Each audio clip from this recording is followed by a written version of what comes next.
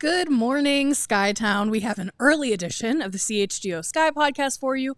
It's game day. We're going to break down what we saw in game one, improvements and the positives going into game two, and much more than that on the CHGO Sky podcast right after this. I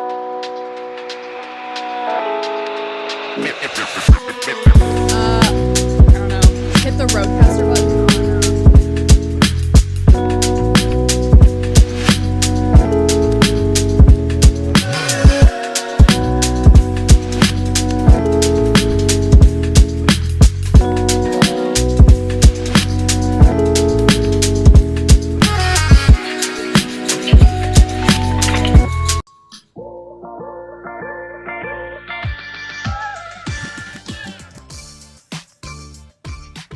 What is up, everyone?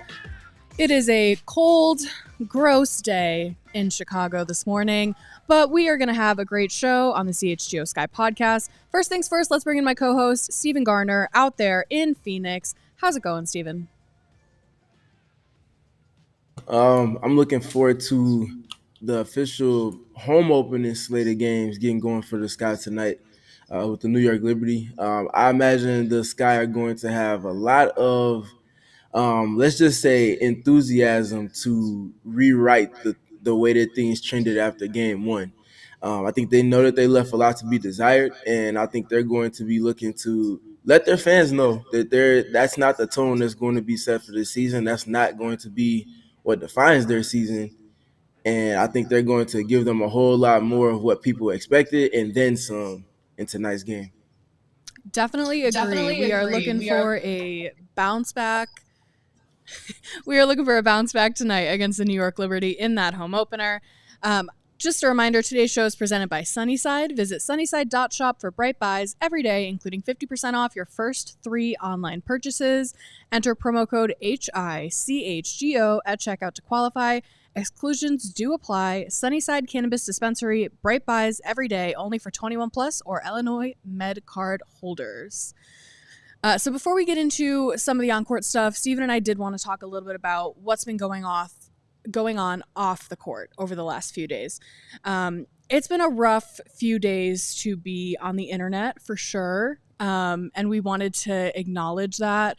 It's something that we haven't really tweeted about. We haven't really posted about, not because we were ignoring it, but I can speak for myself because I didn't want to add to it.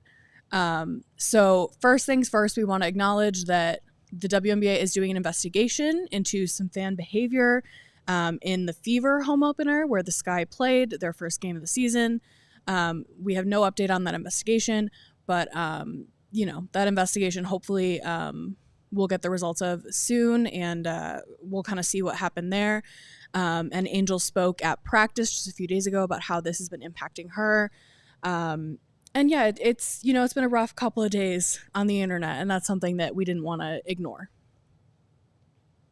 Yeah, obviously fans are allowed to be fans, but there's a line that gets drawn, and when it begins to get personal, especially to the extent that things got recorded or reported rather have gotten to those things are not acceptable. So I'm looking forward to seeing what develops from the investigations from the league, but just generally speaking, it's not hard to be good people. And I think that when that gets lost, that's when things kind of trend towards the direction that they headed on Saturday. And hopefully the league does their diligence in getting down to the bottom of everything, and we can go forward and keep things basketball.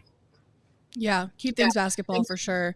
I can speak as someone who spent the weekend moderating comment sections. Things got ugly. So sticking to basketball, sticking to the important stuff going forward. So let's dive into that basketball. We're going to turn the page. Let's focus on some positives to start the show here. So I just want to throw out a few stats that I found super impactful from that first game, things that we can kind of hang our hats on, and things to look forward to tonight. So first off, team ball. 73.9% of the Sky's buckets were assisted in their first game against the Fever the other night.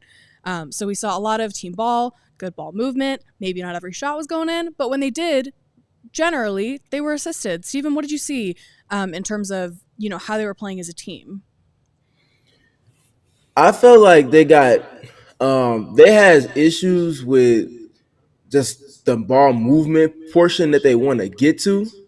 And I think because of that, we saw some of the inconsistencies with the offense, but they were able to generate a lot of the shots that they want in pockets. And I think that's something to take away from that first game.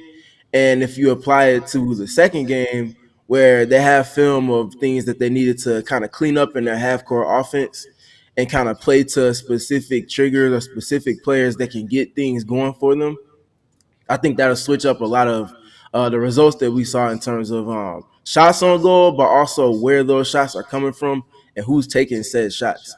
I think we see more clean and more efficient touches for Kamilla Cardoso on volume in tonight's game. I think we see a more clean game in terms of the turnovers and field goal percentage from Angel Reese. I think we see Ariel Atkins come out and be a whole lot more sharp and get up more shots as well. The more shots part is something that persisted through the preseason. I think she's just such a team player and understands that she's not the only player that can score, whether it be scripted in plays or off script in terms of playing off of read and react. I think she understands that there are multiple players in that starting lineup that can do that, so she doesn't feel the need to kind of take that on herself. But the team needs her to shoot because she is their best scorer in terms of going and getting their own. Um, and then also, I think from Courtney Vandersloot, from the helm of things, getting them into their offense more efficiently, more effectively, and getting and allowing for them to play to advantages and things like that within their approach to offense. I think all of those things will get better. We saw it in spurts in game one, and I think we see it sustained more consistently in game two and going forward past tonight's game. Yeah, I think those are definitely things that I hope that we see improvements on. Especially, you're talking about like finishing and being able to, finish the shots that you're getting, especially around the rim, which ties in nicely to the next one here. So another positive. It's not going to sound positive at first. I'm going to warn you ahead of time. The Sky were blocked 10 times by the Fever in that first game.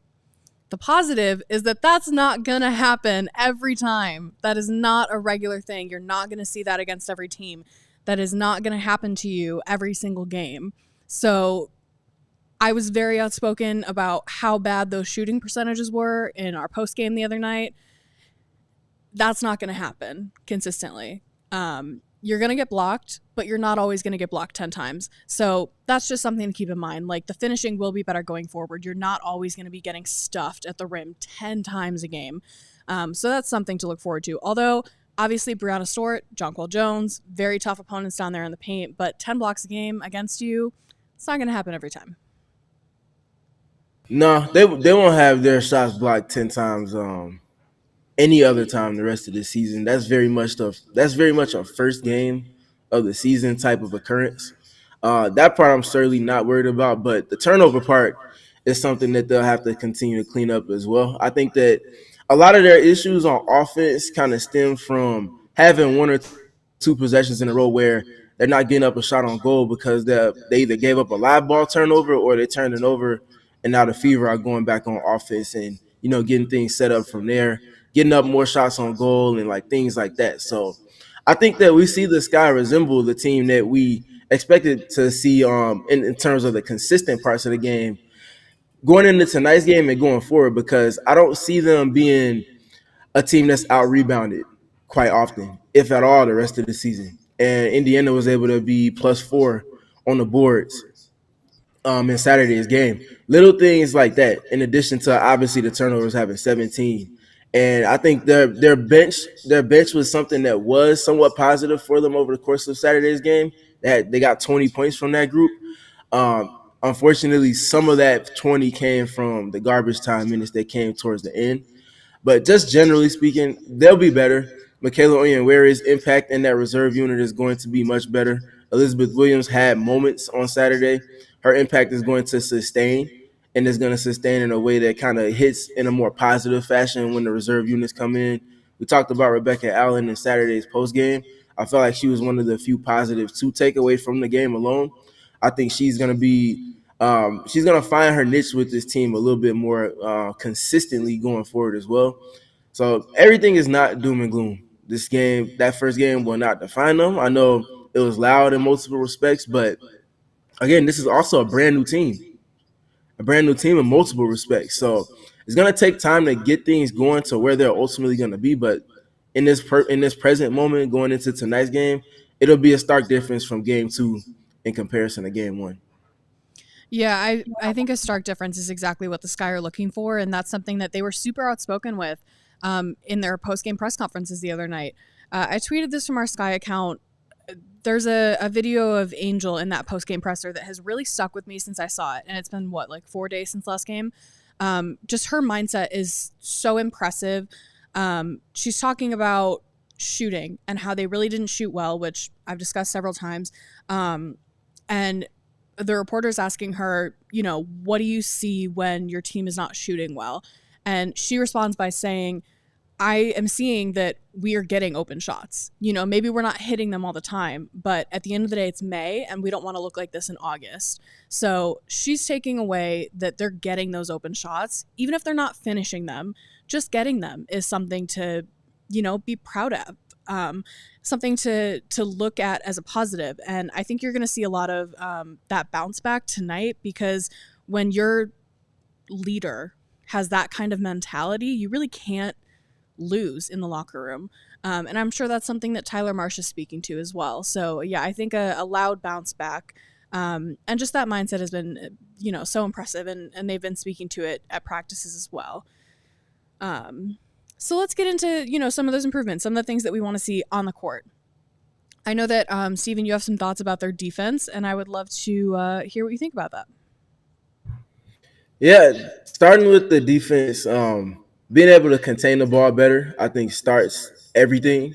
If you're able to contain it in the ways that they're hoping to, that sets the table for everybody else in terms of the other 4 defenders to be successful in whatever it is that happens next, whether it's a big that's trying to get up to the level of the screen and kind of play to a specific scheme and pick and roll, or it's a help defender knowing that, okay, the ball is contained, so I can be where I need to be to take away something else that might potentially be coming up as well.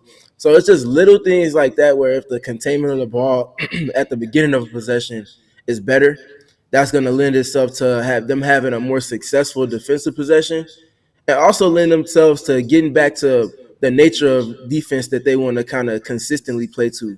And that's forcing turnovers, getting deflections, and playing in the open floor a whole lot more than they did in game 1. And to that point, Angel Reese with Breanna Stewart is always fun, because Breanna Stewart is a player that has the ball in her hands a lot. Most post defenders are not comfortable pressuring Breanna Stewart, or even capable of, if not comfortable, pressuring Breanna Stewart in the pockets of the court where she likes to have the ball. One of those players is not Angel Reese, though. She's not shy in any capacity, nor is she incapable of applying relentless pressure and being able to quite literally pick the pocket of Breanna Stewart multiple times, going back to their matchups last season. If you watched Unrivaled, we saw that happen multiple times there as well. I will honestly say that Breanna Stewart is obviously one of the all-time greats already and one of the best players in this league in this moment. But if there's any player that she has some struggles against, and there's just matchup things that make opponents have a little bit tougher time than they do against the general field of the W, Angel Reese is probably at the top of that list for Breanna Stewart. And that alone bodes extremely well for the Sky, because if we're talking about a defense not being able to be successful without containing the ball at the onset, they have that in spades for this game, whether that be Ariel Atkins going up against Sabrina Ionescu, obviously Angel with Breanna Stewart, Kamilla Cardoso with Jonquel Jones, and the back and forths that they also had last season. I think this is a matchup where the Sky can look to apply their ball pressure and kind of be a little bit more physical in respect to their opponents in ways in which they weren't necessarily able to sustain in game 1. Yeah, I think the Breanna Angel matchup is so entertaining, so much fun every single time that they play each other. And Melissa hit on it perfectly in the comments here. Angel never backs down from Breanna Stewart. When you have a player that's as dominant as Breanna Stewart, you see a lot of players kind of shy away from them, not necessarily consciously, just like, it's Breanna Stewart. Like, she is so dominant, especially in the paint. rolling towards the rim, and her teammates know how to find her there. But Angel is not afraid to, be right there with her in the paint, right there with her under the basket. So I would not be upset if we saw a quiet game from Angel on the offensive end so that she can put all of her energy on the defensive end to shut down Breanna Stewart as effectively as possible. So I think you hit it on the head there. Like, that's going to be the matchup to watch in this game. I think that's going to be so much fun to see. And I think part of containing Breanna Stewart is going to also fall to Kamilla Cardoso, who is obviously going to be in the paint with her. She's going to have her hands full with Jonquel Jones as well, but still, that's a team, defense that we're going to see how that works. So let's get into Kamilla Cardoso. Very quiet in game one. We spoke about that a little bit in the post game, finding ways for her to be more involved.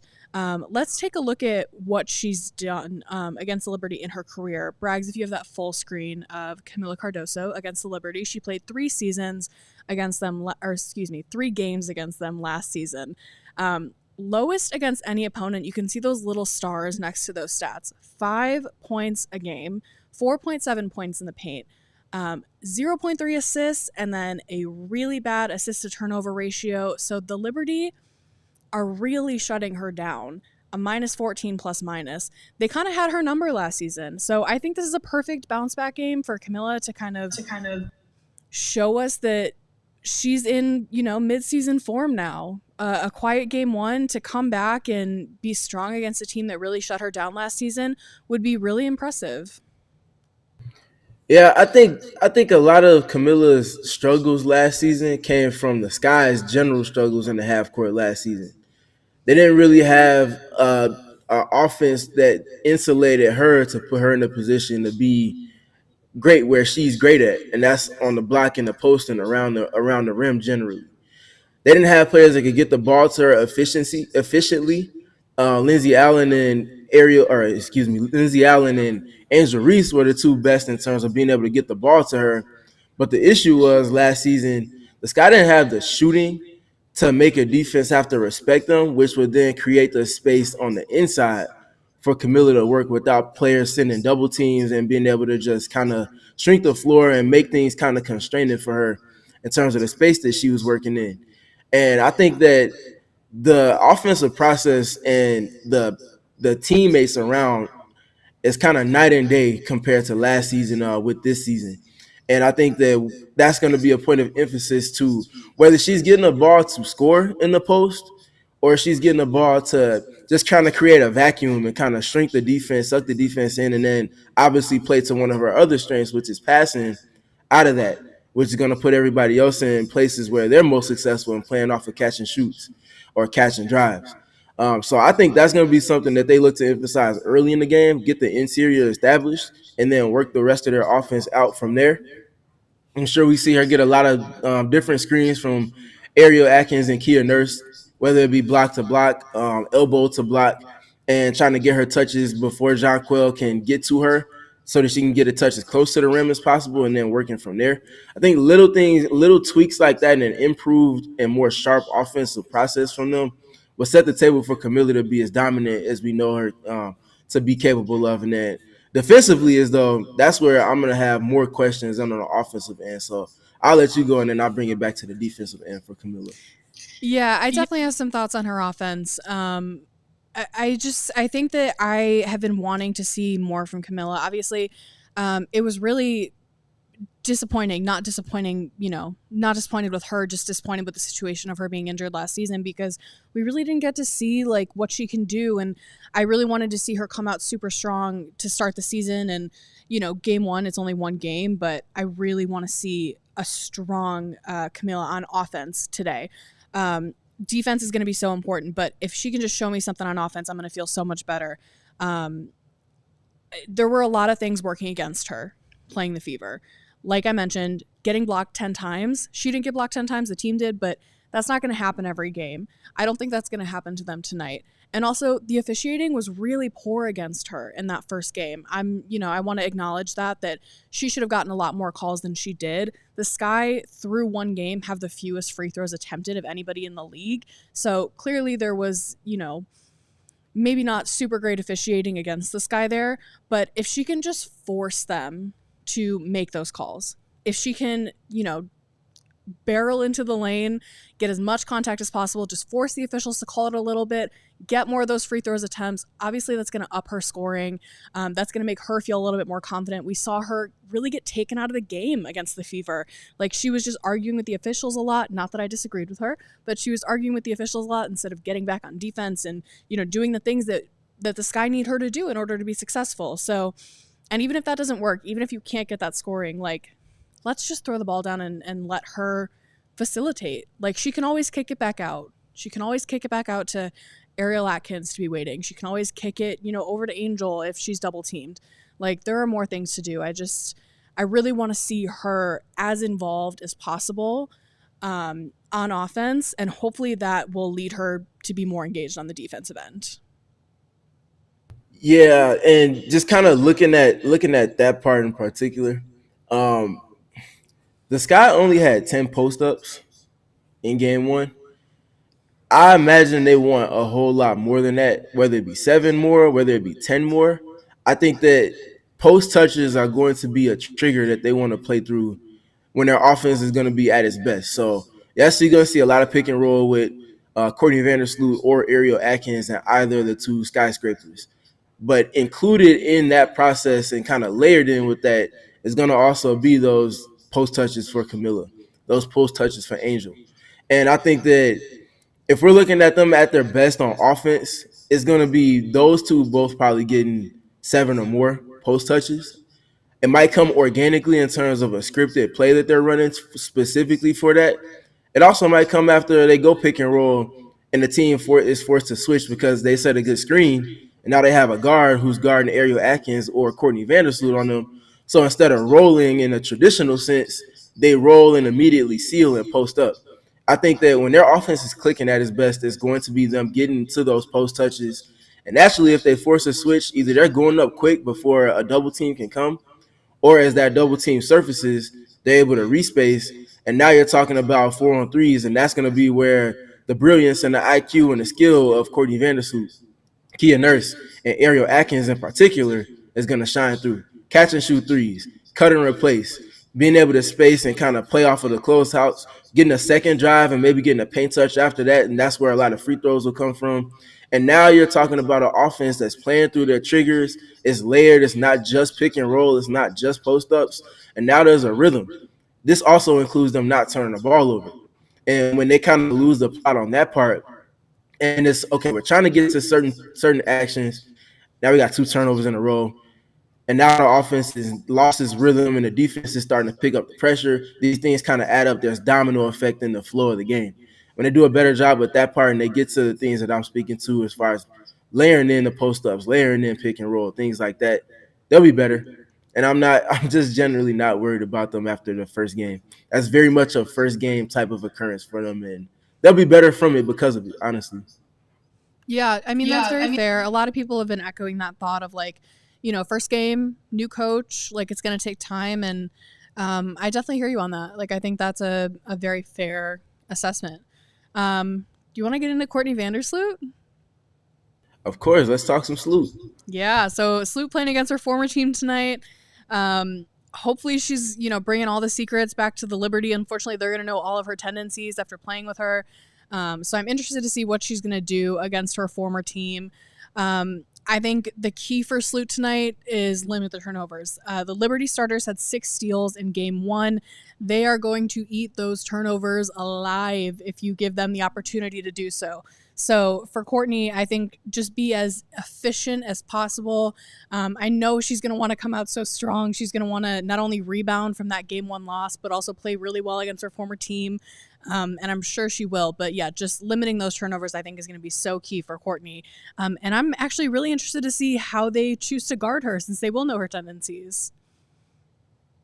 Yeah, the thing is, though, with Courtney, because of the player that she is, she can always counterpunch. So if you want to play her aggressively, she can still drive. We saw her get in the paint and get to the rim even more so in multiple moments throughout the preseason. I don't think she's going to be getting to the rim to the extent that she did in like 2021 or, in the seasons prior to then when she was in her prime. But she can still get to the paint. And whether she's getting up shots for herself from there, or she's settling for that mid-range pull-up that she has in her bag, or if she's just kind of passing off of paint touches from there, I think she's set up for success in this game.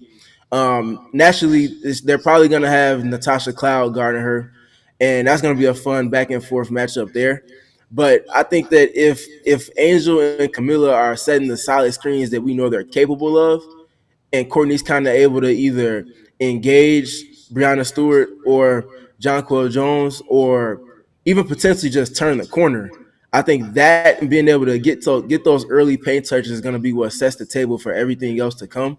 The Liberty have never been afraid of switching, and I imagine if they're getting into the pick and rolls with Courtney Vandersloot, if she's able to kind of get switches, that's going to lead into those post ups that we just got done speaking to.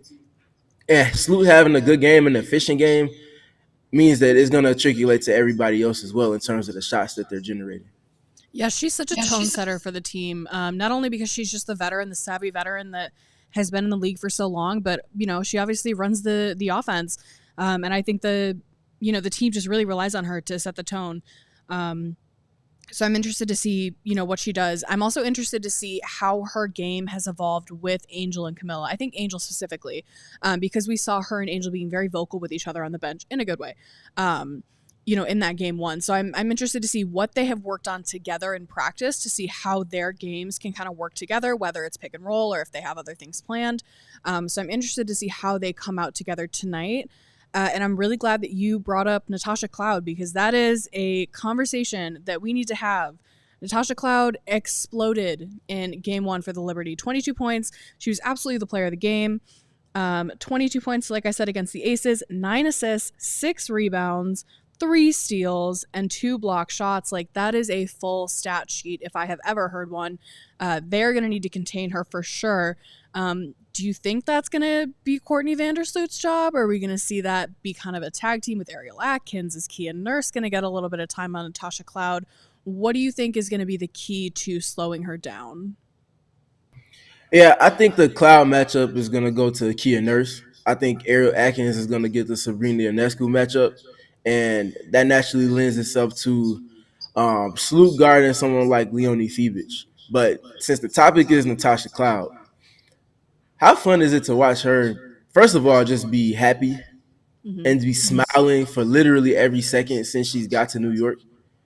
That's just awesome to see, especially considering, how things translated or transpired after she got traded kind of impromptu from Phoenix to Connecticut over the offseason. So to see her happy again is everything, and I think that we saw her happiness kind of play out and have an impact immediately and adding value immediately to everything that the New York Liberty were in game one against the Aces. And I think offensively, if we start there with Natasha Cloud, the usage of her, she's setting screens for, like we talked about, to set the tone, set the table, what I'm speaking to. We talked about in preseason traditional pick and rolls where you usually see a big player setting a screen for a smaller player. The inverted pick and roll, which we've seen with Angel Reese, is where you see someone like Kia Nurse setting the screen for her while she's handling in pick and roll. And that's something that the New York Liberty can get into, and that's something that they did in spades against the Las Vegas Aces on Saturday. And it's Natasha Cloud setting these screens for Jonquel Jones and Breanna Stewart in particular. And it's just it's causing matchup problems and really kind of putting the defense in rotation. So the Sky have to be ready for those. And naturally, if it's Ariel Atkins, I don't think they'll have an issue with kind of guarding with whatever scheme they want to use in that. But Natasha is very sneaky with the usage that New York getting out of her and how it creates an advantage for their offense early in the shot clock. They also run actions off of her where they'll throw it to her in the post, and they have all 4 shooters that they have on the court with her playing to different types of read and react actions where they're screening for each other, and now someone's coming off of wide open 3-point shot opportunities, and they're setting flare screens and stuff like that. So not unlike the game against Indiana, but in a way that's unique to New York, the Sky's defense will have to be on its P's and Q's with the communication part in particular. If they do that, they should be able to be where they want to be, and then it'll just come down to how many tough shots are the Liberty making, which is something that we know that they're more than capable of. Yeah, we talked a little bit in that Fever post game about like just how many weapons Indiana had, and that is something that you're going to see again tonight against New York. Like, they just have so many different ways that they can hurt you. Natasha Cloud is one of them. Obviously, Sabrina Ionescu, and we mentioned Brianna Sorton, Jonquel Jones. And hey, don't forget about their bench either. But yeah, Natasha Cloud, it's been so amazing to see how much fun she's having. Natasha Cloud is just a fun player to not only watch play the game, but also just watch interact with people. Like, Natasha, I want to be friends with Natasha Cloud. Like, that's the kind of person that she is. And it's just so cool to see her smiling and having fun and doing all of those things. So hopefully the pace that the Sky play at, because they were playing real fast against Indiana, hopefully that pace can wear her out a little bit on, the defense as she's chasing around whoever her defensive assignment ends up being. And maybe that'll slow down her offense as well. So we'll see how that works out. With our last few minutes here, Steven. Real quick though. If I could just say a couple quick things about Natasha on defense. First of all, to your point about everybody wanting to be her friend, she's just a great human being, and that comes before her as the basketball player. But those same qualities that make her a great human being also make her a great basketball player and a great teammate and a great leader before anything else. So shout out to Natasha Cloud. Okay, on the defensive end with Tosh though, watch for who she's guarding. And I'll preface with that because last season with the Phoenix Mercury, do you know who's guarding Angel Reese by any chance? Like when they played the Mercury, is what you're saying? Yeah. No. Off Natasha the top of my Cloud. head, no. Natasha Cloud. Jeez Louise, man. Yeah, and doing so successfully. So that's the type of versatility that she brings. She's a guard, but she's a big guard. She might not be the biggest in terms of height, but she plays a whole lot bigger than her actual size is. And that ability to cross match and kind of take certain things off the table. So imagine if she's guarding Angel Reese and they want to get in the pick and roll, the Sky want to get in pick and roll with Courtney Vandersloot. If they're just switching that because now it's Natasha Cloud switching on to Courtney Vandersloot, and then that means Jonquel Jones and Brianna Stewart are just roaming around defensively, that kind of adds some nuance to the approach. And you don't want to see those same issues that you saw against the Fever where you're struggling to get into your offense, you're struggling to get the ball moving, you're struggling to get the ball in the post. You don't want to see those things happen again. So being nuanced in that approach to kind of not concede to the cross matches is something that I would watch out for. Yeah, I'm interested to see that tonight. I didn't notice last season that she had guarded Angel. That's something that I will have my eyes open for tonight, and I will call out when it happens for sure. That is some great tidbit that you dropped there. Any other tidbits you want to drop on us in our last few minutes here? I would just like to shine some light on Rebecca Gardner, former CHGO Sky, coming back from, I believe it was the Achilles injury that kind of had her out for a while. Her climbing that or making that run back to get into the league. Obviously, the New York Liberty traded for her when she left the CHGO Sky. They bet on her knowing that they weren't going to have her services last season.